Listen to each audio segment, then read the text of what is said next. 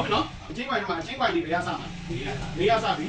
ဘိုးထက်မှာအဲ့တော့အာစီလိုအနေနဲ့ကိုထက်မဲ့မော်တာဒီမော်တာပေါ့နော်စထက်မဲ့ဆိုရင်ဒီကျိုးပေါက်ပါတဲ့ဘက်ကဒီကျိုး connection တွေကရှိရ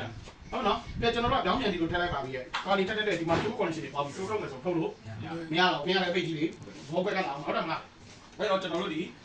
သူကျိုးကင်ပြီဆိုရင်ဒီအထုံးလေးဒီကျွန်တော်တို့ညာဘက်မှာရှိရမယ်သူထွက်လာတဲ့အစုံစားဒီသူကနေအလိုက်တင်အပေါ်လေးတဲ့နေဖြစ်ရမယ်အစားစိတ်ဒီဘက်ကရှိရမယ်အဲ့ဆိုထဲမယ်ဆိုရင်အာစီတို့ကဒီကွိုင်းမှာဒီမော်တာမှာ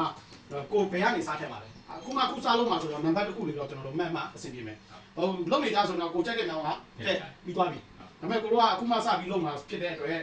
တိုင်မှာပတ်စီချင်လို့ပေါ့ဒီနော်အဲ့တော့နံပါတ်1ဆိုတာလေ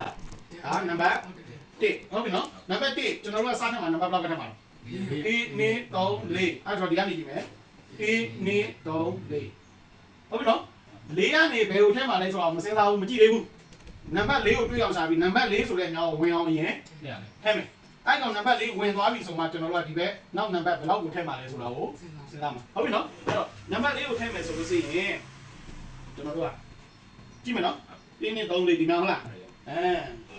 နေလိုက်ပါဗျာဟုတ်ပြီနော်ဒီမှာကြည့်ကျွန်တော်တို့ကစားထည့်တဲ့ညောင်းကိုသူ့ညောင်းနှခမ်းလေးကိုတင်နေဒီမှာကွိုင်ကိုဖြည့်ပြီးပါလို့လေကွိုင်ကိုဖြည့်ပြီးဖြန့်ပြီးလို့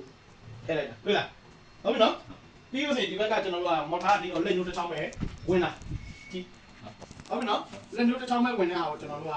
လက်ညှိုးနဲ့ဆိုရင်ဒီဘက်ကဖိပြီးဒီလိုလေးတောင်းပေးလိုက်ဒီမှာကြည့်တွေ့လားအဲဆိုကွိုင်သူ့ညောင်းနဲ့မဝင်သွားဘူးလားနည်းနည်းပါပါအပေါ်မှာကျန်တဲ့ဟာကိုလာပြီးကျွန်တော်တို့ရဲ့ဟုတ်ပြီနော်ဒီကောင်လေးနဲ့ဘာလို့လဲဖိပြီးဖိထက်ဆိုတာဒီလိုဒါမဝင်တဲ့ညာဒီလိုဖိပြီးထက်မှာဝင်တဲ့နေရာကနေဒီလိုဆွဲတာအဲ့ကကျွန်တော်ဝင်နေတဲ့ကွိုင်နေကနေဒီမှာသူ့ကနေလိုက်တယ်ဘေးကိုဘာလို့တောင်းလဲဆွဲပြီးချပါမယ်မသိ